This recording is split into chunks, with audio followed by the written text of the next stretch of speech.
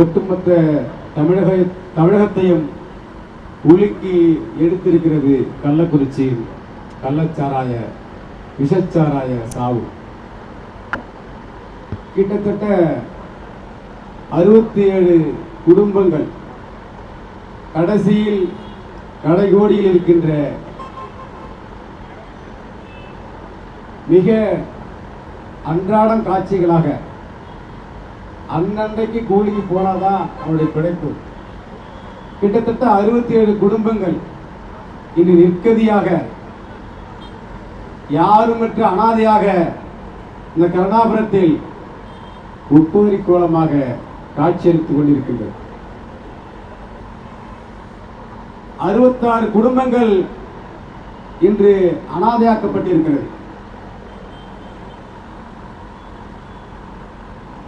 குழந்தைகள் பசியோடு துடித்துக் கொண்டிருக்கின்றார்கள். 67 தகப்பனை இழந்து தவித்துக் கொண்டிருக்கிற பிள்ளைகள். 60க்கும் மேற்பட்ட பெண்கள் தாலி அறுத்து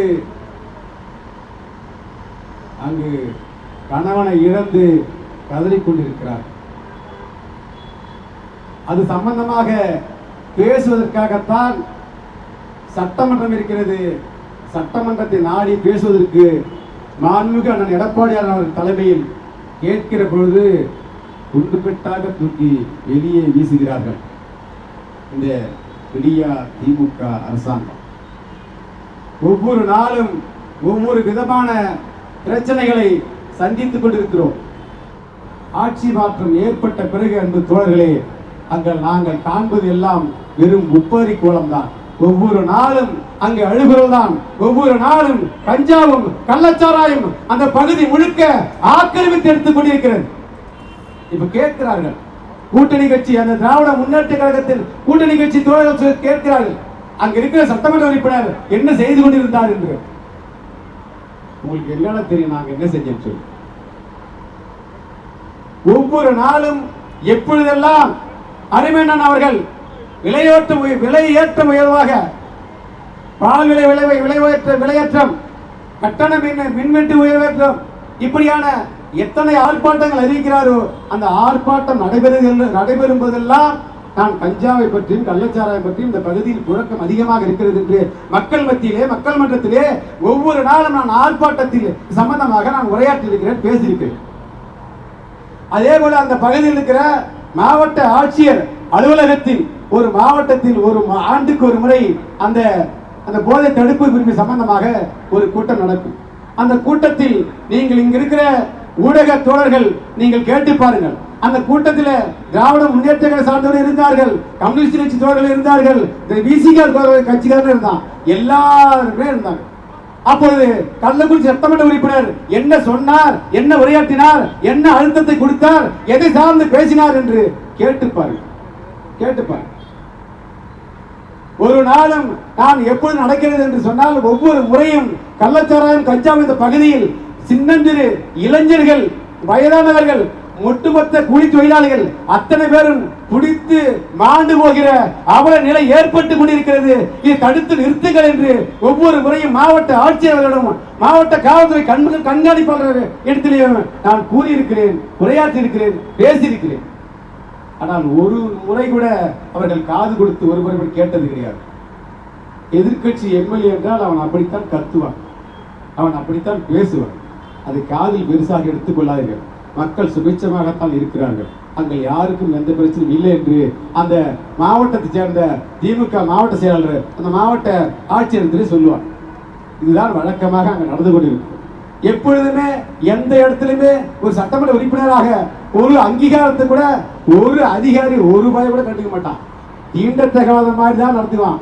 சொல்றான் சமூக நீதி காத்த கட்சின்னு சொல்றான். சமூக நீதி அங்க நான் பட்டியலத்தை சார்ந்த ஒரு தாழ்த்தப்பட்ட சமூகத்தை சார்ந்த சத்துணவு சமையல்காரின் மகனாக நான் என்னை அண்ணன் எடப்பாடியார் அவர்கள் சட்டமன்ற உறுப்பினராக தேர்ந்தெடுத்தார். ஆனால் ஒரு துளி அங்கீகாரம் கூட அங்க ஒருவனும் எனக்கு கொடுப்பது கிடையாது. இப்ப சொல்றான் எல்லா ஊடகங்களும் அந்த யூடியூப்ல உட்கார்ந்து பேசுறான். அங்க இருக்கிற சட்டமன்ற உறுப்பினர் என்ன செய்தார், லூசுங்களா, நீங்க போய் அங்க உள்ளபடியே நல்ல ஆட்கள் அங்க இருக்கிற நடுநிலையாளர்கிட்ட போய் கேளுங்க, சட்டமன்ற உறுப்பினர் என்ன செய்தார் என்று அங்க இருக்கிற இடத்துல கல்லூரியில கேட்டுட்டு அப்புறம் கொடுங்க நீங்க என்னென்ன பேசுங்கிறது. நீங்க 4 பேர்த்த போன் போட்டு கேட்டு அங்க என்ன நடக்குது, இங்க என்ன நடக்குது, எத்தனை பேர் செத்தான், எத்தனை பேர் ஊருக்கு போராடுறான் கேட்டுக்கிட்டு இங்க யூடியூபுக்கு முன்னால பேசுறது செய்தி அல்ல.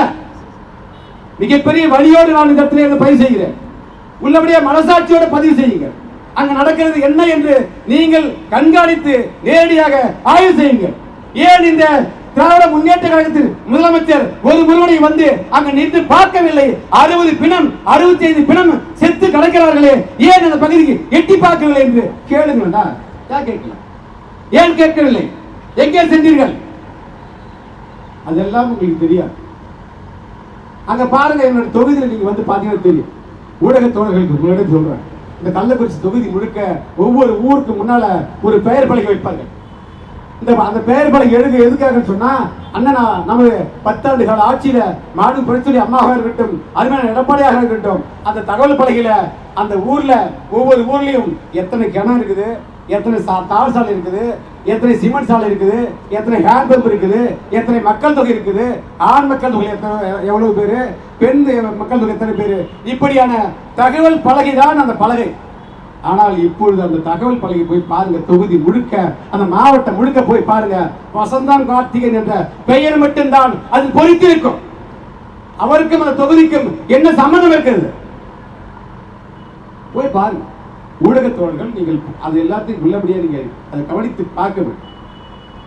ஒரு அங்கீகாரம் கூட அங்க வழங்கப்படவில்லை. அவன் என்ன காலனிக்காரன், அவன்லாம் ஒரு எம்எல்ஏன்னா உடனே அவன் பேரை வந்து கோல் எழுதிக்கணுமா? இதை கேட்டார். இது நடந்தது. ஒரு தகவல் பலகையில் கூட என்னுடைய பெயர் எந்த இடத்துலயுமே இருக்காது. பக்கத்து தொகுதி ரிஷிவதி சட்டமன்ற தொகுதி, அவர் அங்கு இருப்பது அவருக்கும் இந்த தொகுதிக்கும் சம்பந்தம் இல்லை. ஆனால் அவர் பலகைதான் பொறித்திருப்பார்கள் அவர்கள். இப்ப சொல்லுங்களேன், அங்க இருக்கிற சட்டமன்ற உறுப்பினர் என்ன செய்ய முடியும்? அங்க என்ன செஞ்சார் கேக்குறீங்களா? ஒன்னும் செய்ய முடியாது.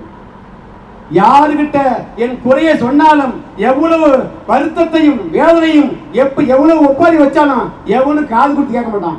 இவன் நடக்கிற பைத்தியக்காரன் ஏதாவது உலகிட்டு இருப்பான், இவனுக்கு வேற வேலையே இருக்காது, தூக்கி போட்டு போவாங்கன்னு சொல்லிட்டு தான் அங்க இருக்கிற அதிகாரிகள். அங்க இருக்கிற ஏவா வேலை அவர்கள் இருக்கிறாங்க. ஒன்லி வசூல் மட்டும்தான்.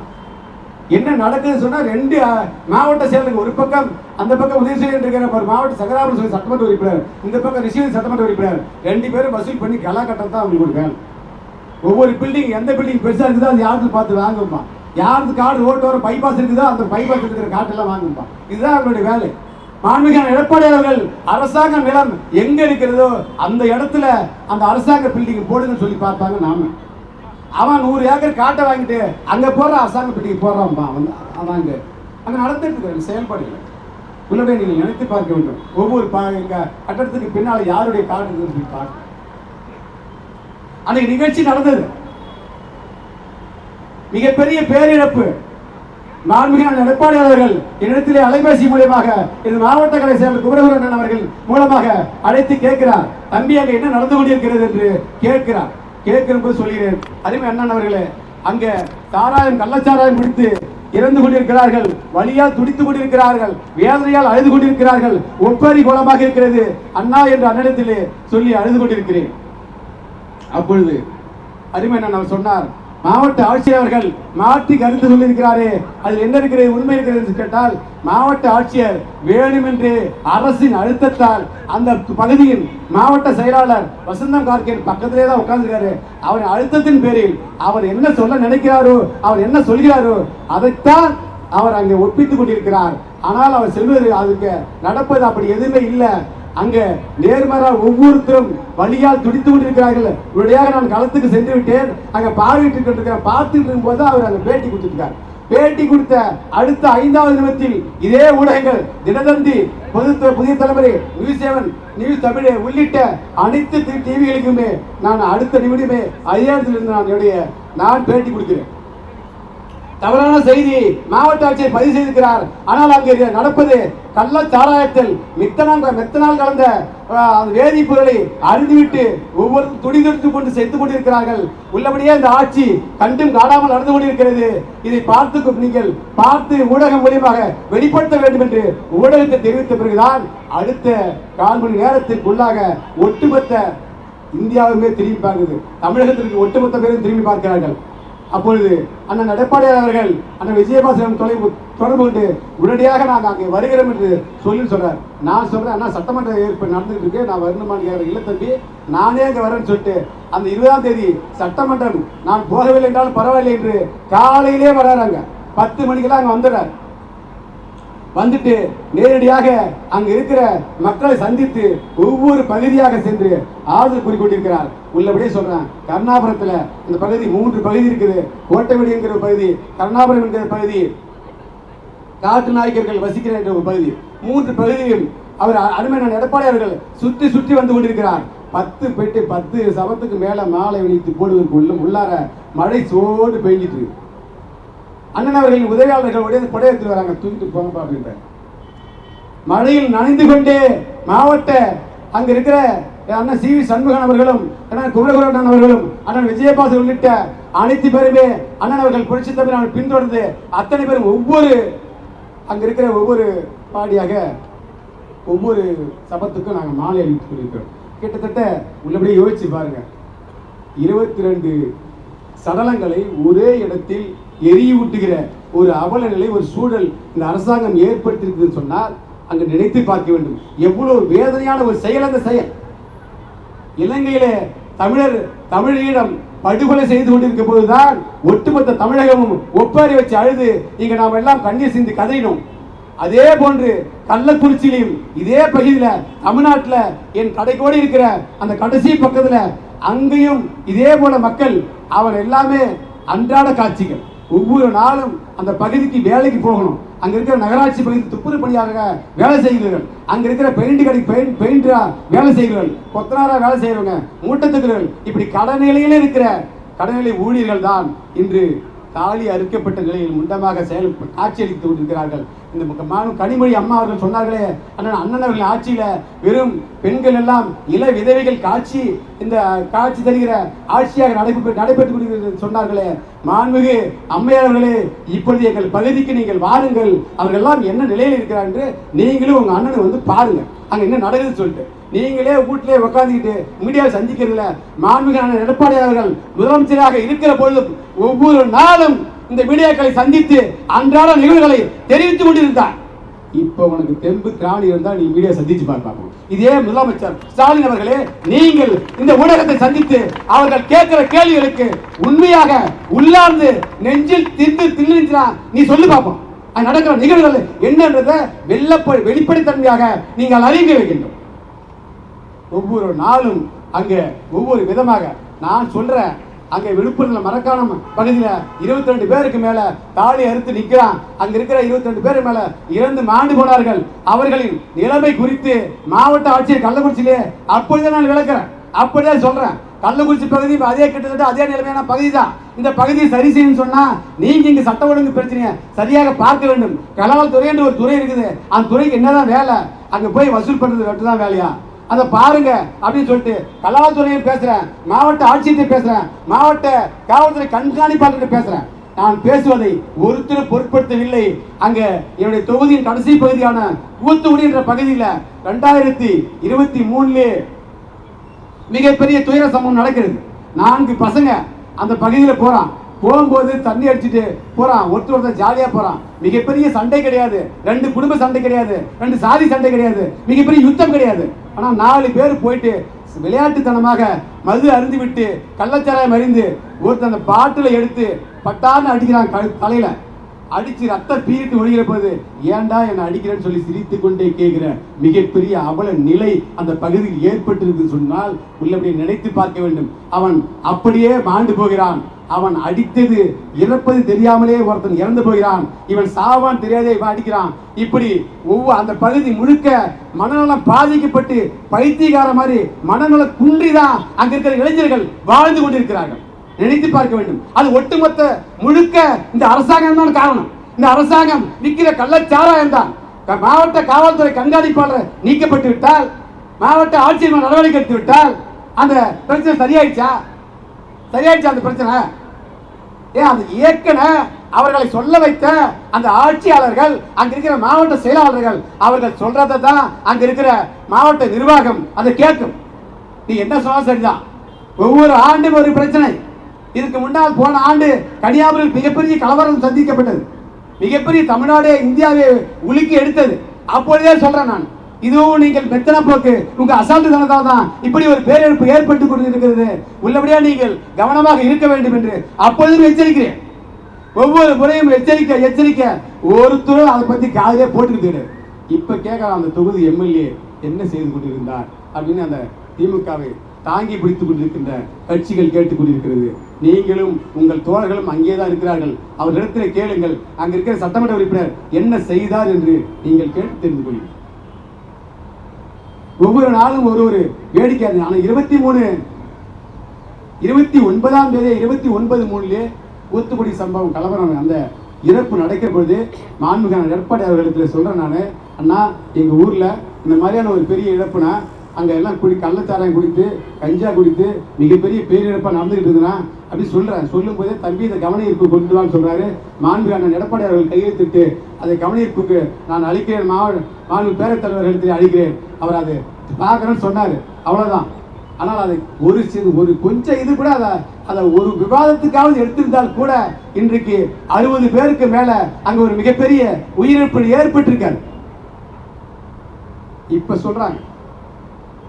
சொல்றாங்க எல்லாரும் சொல்றாங்க, அங்க இருக்கிற நடக்கிறது என்ன நடந்து சொல்லிட்டு ஒட்டுமொத்த ஊடகம் அங்க வருது, எல்லா தலைவர்களும் வராங்க பாக்குறாங்க. ஒட்டுமொத்த பேரும் வந்தாலும் சரிதான், ஆனா ஸ்டாலினும் கனிமொழி அந்த பக்கம் வரதா இல்லை. ஏன்னா அவங்களுக்கு தெரியும் அங்க இருக்கிற சிக்கல் என்னன்னு சொல்லி தெரியும். அந்த பகுதி முழுக்க கடைநிலை ஊழியர்கள் என்ன செய்து இதுக்கு என்ன தீர்வு கொடுத்தீங்க? ஒவ்வொரு முறையும் ஆட்சியாளர்களை அங்க இருக்கிற மாவட்ட ஆட்சியரையும் எஸ்பி அவர்களையும் மாத்திட்டு தான் இருக்கிறீங்க. ஒவ்வொரு இது கூட 4வது முறை மாத்திட்டீங்க. ஆனா அதுக்கு எந்த மாற்றமும் ஏற்படல, அதே நிலைதான் இருக்குது. ஒரு வாரம் 10 நாள் 1 மாசம் தம்பி 1 மாசம் கழிச்சு விற்கலாம், அதில் நிறுத்திடுவான். திருப்பும் மீண்டும் அதே கஞ்சாவும் கள்ளச்சாராயமும் அந்த பகுதியிலேயே வெறும் ஆறாக ஓடும். அதுல எந்த மாற்று கருத்தும் கிடையாது, கண்டிப்பாக அங்க ஓடும். நான் இதே தான் போன ஆண்டு சொன்னேன், அதுக்கு முந்தின ஆண்டு சொன்னேன், இதெல்லாம் நடக்குன்னு சொல்லி 60 பேருக்கு மேல காவல் வாங்கியிருக்கிறது. மீண்டும் அவர்கள் நடத்துவார்கள், அது ஒன்றும் மாற்று கருத்து இல்லை. ஏன்னா அவர் ஏற்கனவே போட்ட ஒப்பந்தம் அப்படி. கள்ளச்சாராயமும் கஞ்சா விற்கிறோம் நேரடி கட்டுப்பாட்டில் இருக்கான், அவங்களுடைய கட்டுப்பாட்டில். அப்புறம் அவன் எல்லாம் தான் செய்வான். அங்கெல்லாம் அவங்க எம்எல்ஏ அதெல்லாம் ஒன்றும் பிரச்சனை இல்லைப்பா, அவன்லாம் சும்மா சாதாரண, அது பெருசாகவே எதுவும் எடுத்துக்கிட்டு கிடையாது.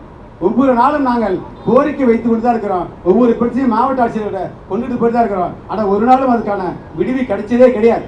அங்கே இருக்கிற அந்த ஊடகத்தில் இப்போ போன அந்த டிடி தினகரன் ஒரு ஆள் இந்த இருக்கான ஒரு பைத்தியக்காரன், இவன் போயிட்டு அங்கே பேட்டி கொடுக்கலாமா? அங்கே எம்எல்ஏ என்ன பண்ணாரு? பைத்தியக்காரா, உனக்கு அங்கே யார் இருக்கிறா, எதுக்கு நீ அங்கே வர, அங்கே உனக்கு என்ன சம்மந்தம் இருக்குது, நீ என்ன தெரியும், உனக்கு ஏதாவது மூளை இருக்குதா, இல்லை யோசிக்கிறியா? டிடி தினகரன் அவர்களே என்ன நீ அங்கே கேட்கணும், நீங்கள் அங்கே என்ன நடந்துச்சு கேட்கணும். அங்கே எப்பொழுதெல்லாம் திமுக ஆட்சிக்கு சப்போர்ட்டா எங்க இருந்தாலும் அதிமுக கைப்பற்றுன்னு நினைக்கிறீங்க, அதிமுக இழுத்துன்னு நினைக்கிறீங்க, கலைக்குன்னு நினைக்கிறீங்க, நீங்க வேற யாரும் நினைக்கிறா? எது உங்க விமர்சை தான் எங்களுக்கு பெரிய விமர்சை. நேரா வந்து அங்க ஒரு யூடியூப் இதில் உட்காந்துட்டாரு. உட்காந்து அந்த கள்ளக்குறிச்சி எம்எல்ஏ என்ன பண்ணாரு, பெரிய புடி என்ன பண்ணாரு, அங்க போய் கேட்டாதான் தெரியாங்க உனக்கு என்ன தெரிஞ்சு நாங்க என்ன செஞ்சேன்னு சொல்லி. இங்க நாங்க மீடியா பார்த்து பேசுறாங்களா? நாங்க அப்படி இல்லை, உள்ளபடியே ஆக்கப்பூர்வமாக அந்த பகுதியில் என்ன பிரச்சனை இருக்கிறதோ அதை முறையாக மாவட்ட ஆட்சியர்களே மனு கொடுத்து மாவட்ட கூட்டத்திலே நாங்க பேசிக்கிற ஒவ்வொரு முறையும் அங்க இருக்கிற திமுக கவுன்சிலர் அந்த 3 வார்டு இருக்குது. அந்த வார்டுல 8ஆம் வார்டு 9ஆம் வார்டு 10ஆம் வார்டு சொல்லிட்டு 7ஆம் வார்டு 8ஆம் வார்டு 9ஆம் வார்டு அங்க 7ஆம் வார்டு திமுக கவுன்சிலர் தான் இருக்கான். கவுன்சிலர் அவங்க தான் இருக்கான், 3 பேர் இருக்கான். அங்க அந்த நகராட்சி தலைவரும் திமுக தலைவர் தான் இருக்கிறான். அங்க 2 மாவட்ட செயலர் இருக்கிறான். அப்புறம் வேலை அதெல்லாம் தாண்டி அப்படியே பெரிய காத்து அடிச்சுக்கிற அருள் புரிக்கிற பெரிய ஆண்டவன் மாதிரி அங்க வந்து புடுவாருங்க எல்லாம் தான் இருக்கிறான். அங்க என்ன நினைச்சாங்க? அங்க அதான் தெரியாது அவனுக்கு. அங்க நான் என்ன பண்றதாங்க? நான் என்னுடைய குரல் வழியை நசுக்கப்பட்டால் நான் சொல்றதை கேட்கலன்னு சொன்னா என்னுடைய சட்டமன்ற உறுப்பினர்கள் சட்டமன்றம் தான் முறையிட முடியும், வேற என்ன பண்ண முடியும்? நீங்க தான் அங்க அப்படியே 4க்கு 4 ஆளை போட்டு வச்சுக்கிறீங்க. கிட்ட நெருங்கும் போதே வருவான். நான் போயிட்டு போலீஸ் போன் போட்டு ஐயா அவன் சாரா வைக்கிறான்னு சொல்லி சொன்னேன்னு சொன்னா அடுத்த நிமிஷம் 4 நாள் அவன் எம்எல்ஏ வந்து காலை தூக்கி நிற்பான். என்னமோ எம்எல்ஏ அவர் சொல்லிட்டு அதை உள்ள போடுறாங்களா? அட சி அவமானங்க, கேவலாங்க. அந்த தொகுதியில ஒரு வெங்காய சமூக நீதி அங்க கிடையாது. இவன் சொல்லிட்டு இருக்காங்க சமூக நீதி சொல்லிட்டு, அங்க எல்லாருமே சொம்பு தூக்கம் தான். அங்க யாருக்கு எந்த சமூக நீதி அங்க கிடையாது. அங்க வெறுமனே வெட்டி வேஸ்ட் பைத்தியக்கார பையன். என்ன நடக்குது அங்க நினைத்து பார்க்கணும். உள்ளபடியே சொல்றாங்க, மனமிருந்து அங்க இருக்கிற ஒவ்வொரு நிகழ்வுகளும் ஒவ்வொரு நாளும் மிகப்பெரிய ஒப்பாரி கோலமா அங்க இருக்குது. இது மாவட்ட ஆட்சியர் மாத்திட்டாலோ இல்ல எஸ்பியை மாத்திட்டாலோ அந்த பிரச்சனை தீரும் என்று இல்லை. மீண்டும் அங்க இருக்கிற ஆட்சி மாற்றம், இங்க இருக்கிற ஸ்டாலின் ஆட்சி மாறுகிற வரை ஒரு பொழுதும் அங்க விடியாது, ஒரு மாற்றம் ஏற்படாது. ஒரே வழி, இந்த ஸ்டாலின் பதவி விலக வேண்டும், ஆட்சி மாற்றம் ஏற்பட வேண்டும், சிபிஐ விசாரணை வேண்டும் என்று கேட்டுக்கொண்டு வாய்ப்புக்கு நன்றி விடைபெறுகிறேன். நன்றி, வணக்கம். செய்திகளை உடனுக்குடன் தெரிந்து கொள்ள உடனே சப்ஸ்கிரைப் பண்ணுங்க.